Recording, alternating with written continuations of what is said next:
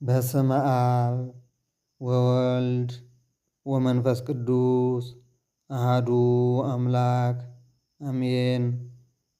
ዓለምን ካለመኖር አመጥቶ የፈጠረውን ፍጥረት ሁሉ በቸርነቱ የሚመግብ ሁሉ በእጁ የሆነ መድኃኒታችን ኢየሱስ ክርስቶስ ከሞት ድረስ የወደደን በቀራንዮ ደሙን አፍስሶ ሥጋውን ቆርሶ ብሉኝ ጠጡኝ የሚል ቸር አባት በኃጢአታችን በበደላችን ያሳለፍነውን ጊዜ ሳይቆጥር በዕድሜያችን ላይ ተጨማሪ ዕድሜ የንስሐ ጊዜ እየሰጠ የጠበቀን ቅዱስ ስሙ የተመሰገነ ይሁን። እግዚአብሔርን የምትወዱት እግዚአብሔር የሚወዳችሁ የእግዚአብሔር ቤተሰቦች የእናታችን የቅድስተ ቅዱሳን የድንግል ማርያም የቃል ኪዳን ልጆች በወደደንና ባፈቀረን በመድኃኒታችን በኢየሱስ ክርስቶስ ፍጹም ሰላም እንደምንቆያችሁ አሜን ብለን እንድናመሰግነው የፈቀደልን መድኃኔ ዓለም ኢየሱስ ክርስቶስ በድጋሚ ስሙ የተመሰገነ ይሁን። ዛሬ የምንማማርበት የትምህርታችን ርዕስ የሚሆነው በመንገድ ላይ ቁሙ የሚል ርዕስ ይሆናል። ቃሉን የምናገኘው ትንቢተ ኤርምያስ ምዕራፍ 6 ቁጥር 16 በመንገድ ላይ ቁሙ ተመልከቱም የቀደመችውንም መንገድ ጠይቁ፣ መልካሚቱ መንገድ ወዴት እንደሆነች እወቁ፣ በእርሷም ላይ ሂዱ፣ ለነፍሳችሁ መድኃኒት ታገኛላችሁ ይለናል። የቃሉ ባለቤት መድኃኔ ዓለም ኢየሱስ ክርስቶስ ስሙ የተመሰገነ ይሁን። መንገድ ማለት መሄጃ መጓዣ ማለት ነው። ሰው ወደ አንድ ቦታ ለመድረስ ሲፈልግ ጉዞ ይሄዳል። በትክክለኛ መንገድ መሄድ እንዳለበት ሁሉ የእግዚአብሔርን በረከት እንዲያገኝ በእግዚአብሔር መንገድ መሄድ አለበት። ይህም ሲባል እንደ እግዚአብሔር ሐሳብና እንደ እግዚአብሔር ፈቃድ መጓዝ ማለት ነው። ነገር ግን አንዳንድ ጊዜ የሰው ልጅ ግራ ይጋባና ስሜቱን መቆጣጠር አቅቶት እግሩ ወደ መራው መጓዝ ሲጀምር መንታ መንገድ ይገጥመውና ወደ የት እንደሚጓዝ ግራ ይጋባል። በሐሳብ ላይ በሁለት መንገድ ሲቆም የጉዞ አቅጣጫው ወደ የት እንደሚሄድ ግራ ይጋባል። መንታ መንገድ ላይ የቆመ ሰው መዳረሻው ያልታወቀና አስቸጋሪ ነው። የመንፈሳዊ ጉዞ ደግሞ ወደ እግዚአብሔር የሚያቀርብ ቀጥ ያለና የተስተካከለ ጉዞ ነው። እነዚህን መንታ መንገዶች እንዴት ማወቅ ይቻላል? መጽሐፍ ቅዱስ ስለ ትክክለኛ መንገድ እንዲህ በማለት ይመክረናል።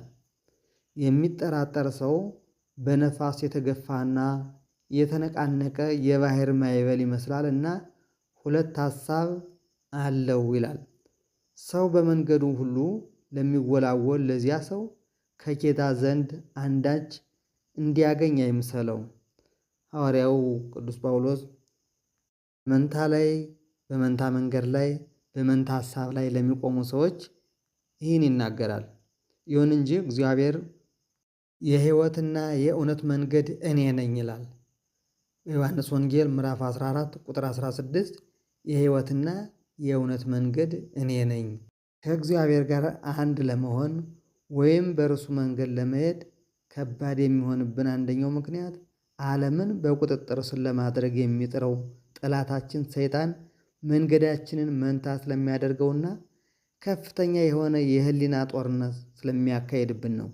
ነገር ግን ከእግዚአብሔር ጋር በመሆናችንና በጠባቡ መንገድ በመጓዛችን አሸናፊዎች እንደምንሆን መጽሐፍ ቅዱስ ይነግረናል። በጠበበው ደጅ ግቡ፣ ወደ ጥፋትም የሚወስደው ደጅ ሰፊ ነው፣ መንገዱም ትልቅ ነው ይላል። እውነተኛው መንገድ ጠባብ መንገድ ይላታል መጽሐፍ ቅዱስ። ሰፊው መንገድ አጥፊ መንገድ ነው፣ መጨረሻው የማያምር መዳረሻው የማያምር ሰፊው ቦታ ሰፊው መንገድ አጥፊ ነው። ጠባቡ መንገድ ይዛችሁ ተጓዙ፣ ዲያብሎስን ተቃወሙት ከእናንተም ይሸሻል። ያዕቆብ 4:7 ሰይጣን እኛው ራሳችን መንገድ ካልሰጠነው በእኛ ሕይወት ውስጥ ስልጣን የለውም። የክርስቶስ ሞት ኃይልን አሳጥቶታልና በእኛ ላይ ስልጣን የለውም። ሰይጣን ምንጊዜም የፈተና ወጥመድ መዘርጋቱና ሰዎችን በመንታ መንገድ እንዲቆሙ ማድረጉ ትልቅ ዓላማው ነው። ስለዚህ እኛ ሰይጣን ሁለተኛ መንገድ መንታ መንገድ እንዳይመራንና ባልሆነ አቅጣጫ እንዳይወስደን በጠባቡ መንገድ መሄድ። ጠባብ መንገድ የተባለችው ትክክለኛዋ እምነት፣ ትክክለኛዋ ስርዓት፣ ኦርቶዶክሳዊ አኗኗር፣ ክርስቶሳዊ ሕይወት ማለት ነው። ዲያብሎስ በቃ ነቃ የተባለውን ሰው ከገዳም አስወጥቶ ወደ ዓለም እንዲገባ ያደርገውና እርሱም በሰይጣን መንገድ ተቃጥሎ ራሱም የተፈትኖ የዚህን ዓለም ጣዕም ንቆና ደቅድቆ በጾም በጸሎት ተወስኖ በንጽህና በቅድስና ተጠብቆ የኖረው ማንነቱን በዓለም ርኩሰት አጉድፎ ድንግል የነበረው አመንዝራ፣ ጸሎተኛ የነበረው ተሳዳቢ፣ ጸሊአ ንዋይ የነበረው አፍቃሪ ንዋይ ይሆንና ይፈተናል። ሰይጣን ክርስቲያኖችን ከእግዚአብሔር ለመለየት መንታ መንገድን ይዘረጋል። በዚህን ጊዜ ዲያብሎስ እንዳያሸንፈን ወደ ቀጥተኛው መንገድ ወደ ጌታችን ወደ ኢየሱስ ክርስቶስ መቅረብ መጠጋት ያስፈልገናል። ወደ እግዚአብሔር ቅረቡ እርሱም ወደ እናንተ ይቀርባል ይለናል ሐዋርያው ያዕቆብ ምዕራፍ 4 ቁጥር 8። ወደ እግዚአብሔር ቅረቡ እርሱም ወደ እናንተ ይቀርባል። እንዴት ነው መቅረብ ማለት? ትእዛዙን መጠበቅ፣ እምነቱን መጠበቅ፣ በትክክለኛው መንገድ መሄድ፣ መጽሐፍ ቅዱስ የሚያዘንን ስራ ሁሉ መስራት፣ ትክክለኛ መንገድ መጓዝ ነው። አንዴ ጸሎተኛ፣ አንዴ ጸሎት መተው፣ አንዴ ጾመኛ፣ አንዴ ጾምን መተው፣ ወጥ ያልሆነ ህይወት፣ ወጥ ያልሆነ ክርስቲያናዊ ህይወት ኑሮ መንታ መንገድ ነው።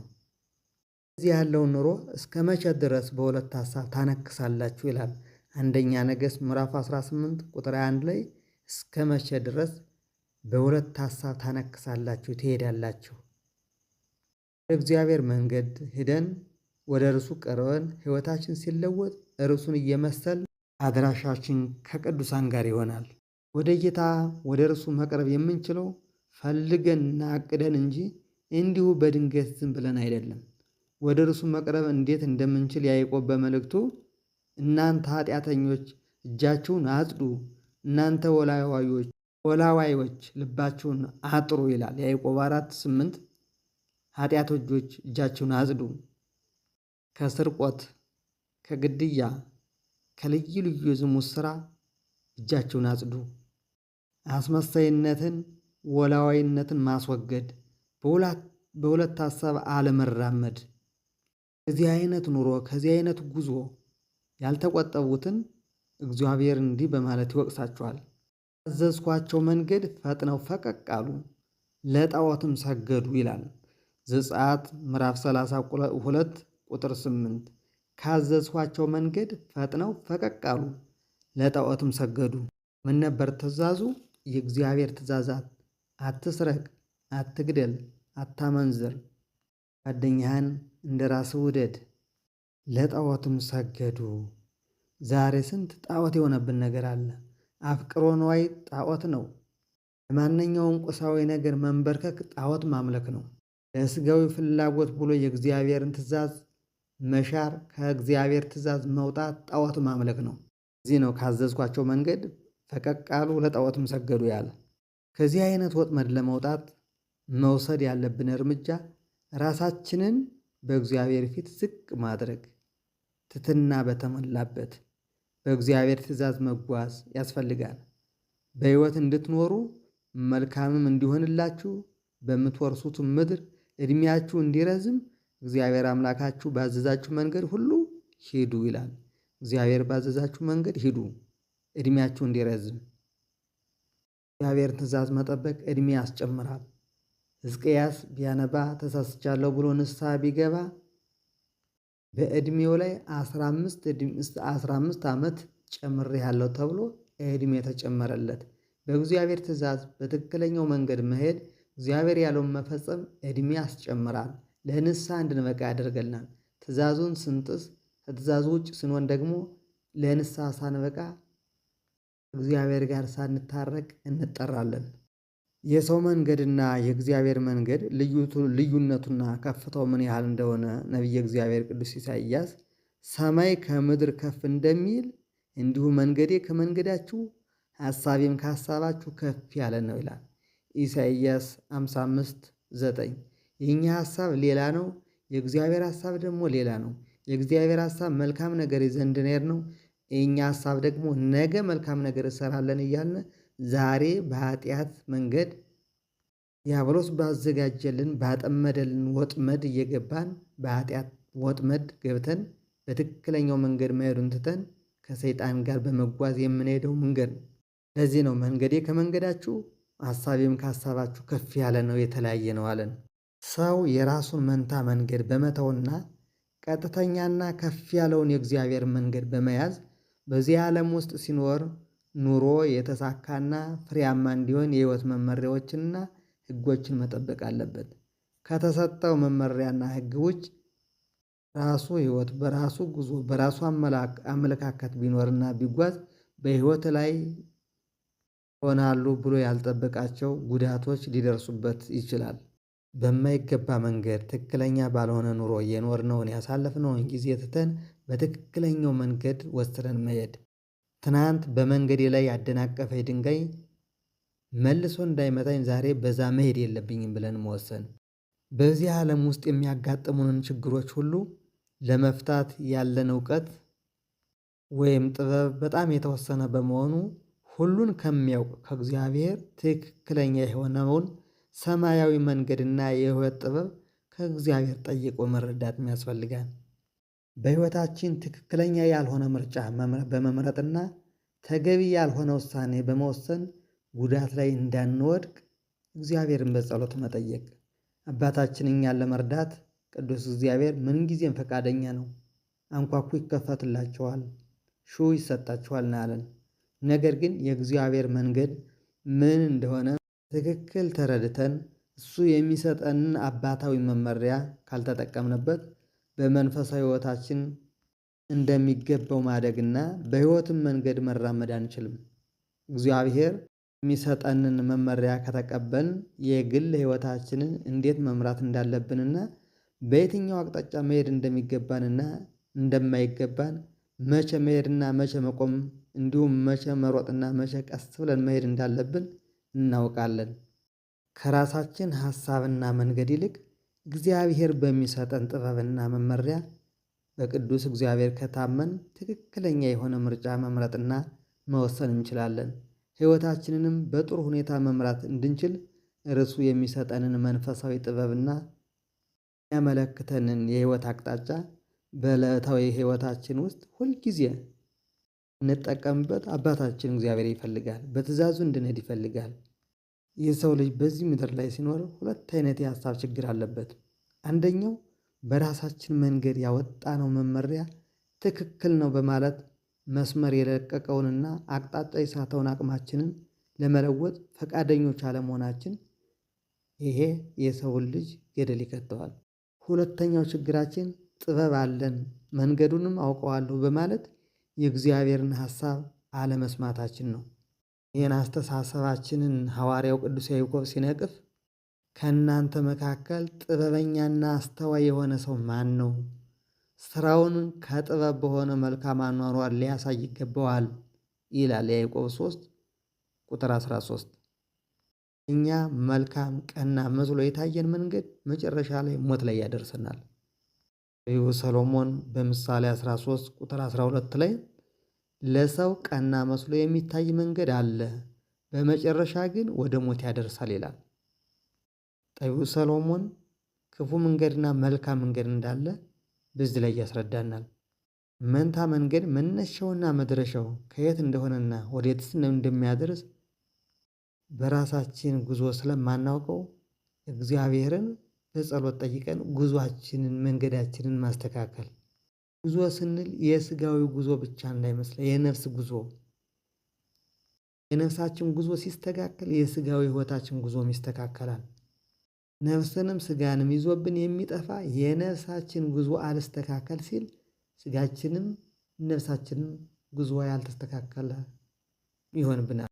የመጨረሻውና የህይወት መዳረሻ የሆነው የትኛው መንገድ እንደሆነ ነቢዩ ኤርምያስ ሲያስረዳ በመንገድ ላይ ቁሙ ተመልከቱም፣ የቀደመችውን መንገድ ጠይቁ፣ መልካሚቱን መንገድ ወዴት እንደሆነች እወቁ፣ በእርሷም ላይ ሂዱ፣ ለነፍሳችሁም ዕረፍት ታገኛላችሁ። መንገድ ላይ ቁሙ ያለን መንገድ ያላት ሃይማኖትን ነው።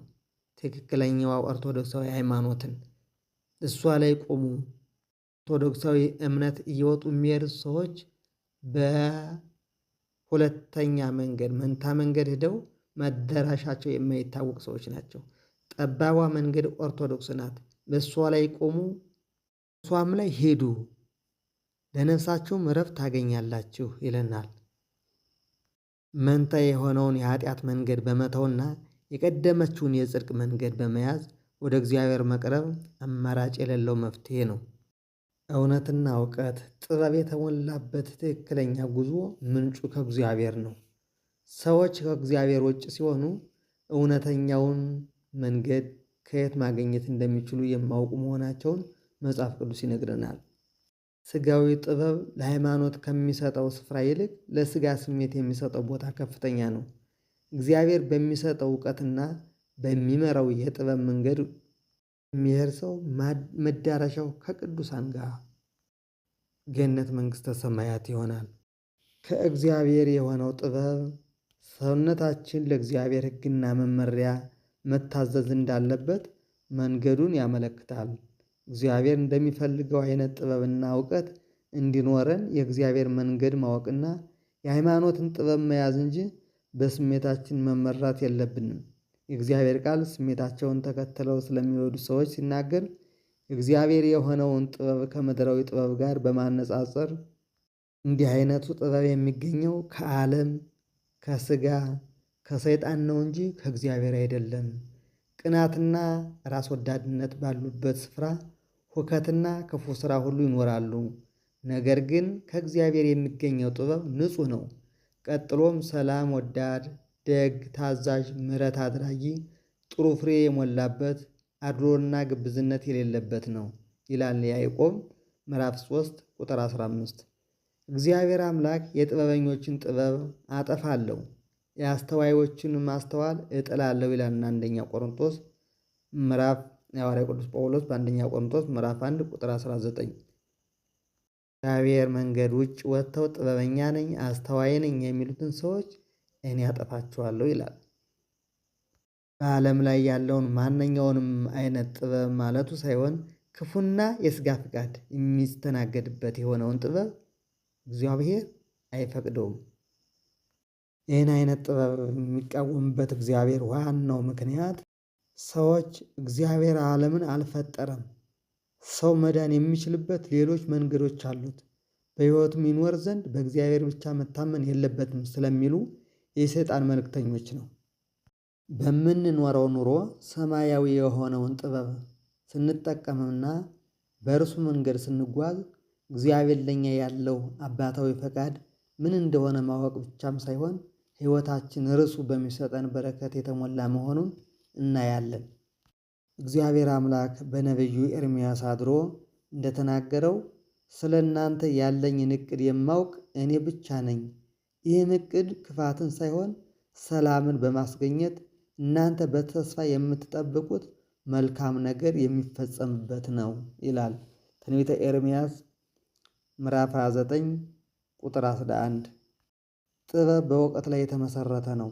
የእግዚአብሔርን ቃል በሕይወታችንም ውስጥ በተግባር ላይ ስናውል ለሕይወታችን የእግዚአብሔር ፈቃድ ምን እንደሆነ እናውቃለን።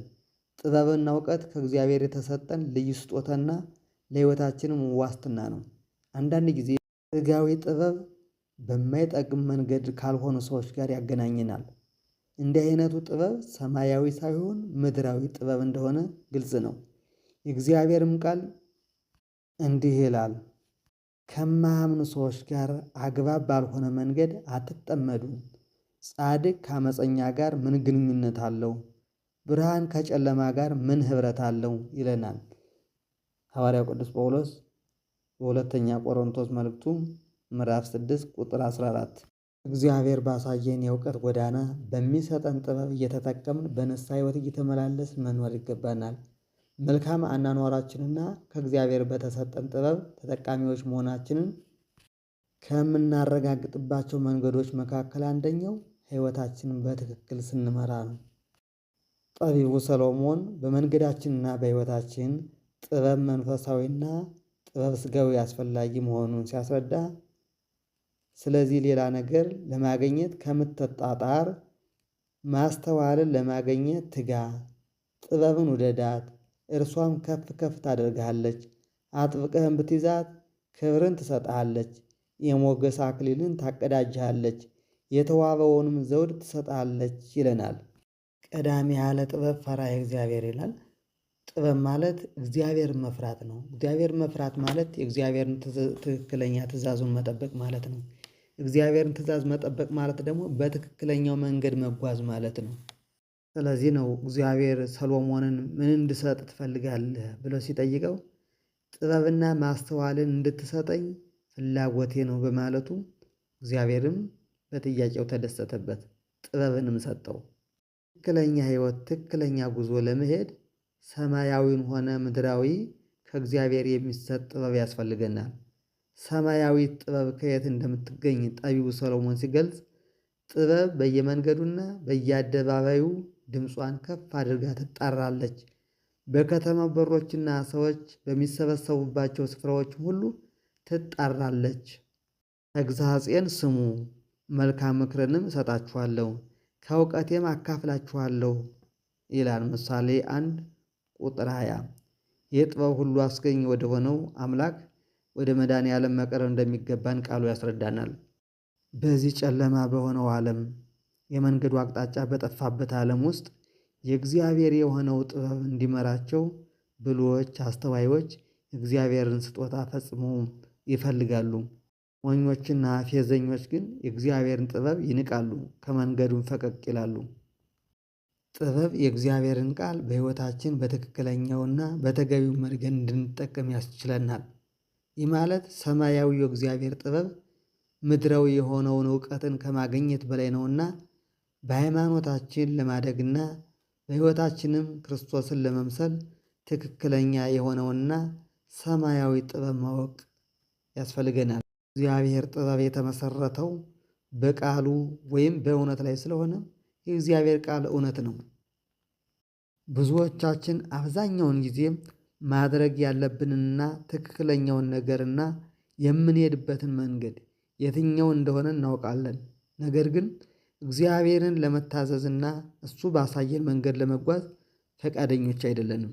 ስለዚህ ጥበብና የእግዚአብሔር መንገድ ምን እንደሚመስል በጥበብ በማስተዋል እንዴት መራመድና እግዚአብሔርን ማገልገል የቃሉን ታማኞች መሆን እንዳለብን በመንገድ ላይ ቁሙ፣ ተመልከቱም፣ የቀደመችውንም መንገድ ጠይቁ፣ መልካሚቱ መንገድ ወዴት እንደሆነች እወቁ፣ በእርሷም ላይ ሂዱ፣ ለነፍሳችሁ መድኃኒት ታገኛላችሁና።